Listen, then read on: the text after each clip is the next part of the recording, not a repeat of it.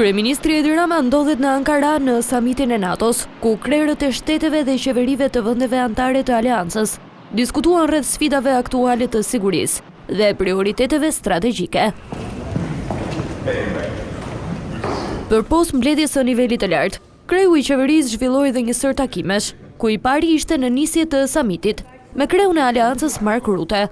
Rama pati dhe një takim me presidentin turk Erdogan, i cili është mikpritësi i samitit të këtij viti. Pas hapjes së sesionit u realizua fotoja familjare e liderëve pjesëmarrës.